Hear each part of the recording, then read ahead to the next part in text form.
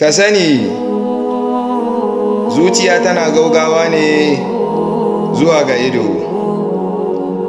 Dukkan wani sako da ido zai dauka sai zuciya ta isar masa da wannan sakon sannan zai dauka.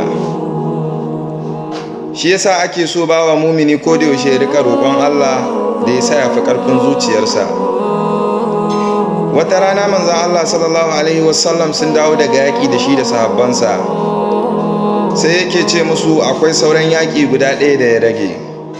Sai suke tambaye shi, ya Rasulullah, wannan wani irin yaƙi ne? Sai yake ce masu yaƙi da zuciya. Shi yasa manzon Allah sallallahu alaihi wasallam yake faɗa mana cewa a cikin jikin ɗan adam akwai wata tsoka wacce idan ta lalace dukkan jiki ya lalace, idan ta gyaru kuma dukkan jiki ya gyaru. Allah ka samu fi ƙarfin zuciyarmu.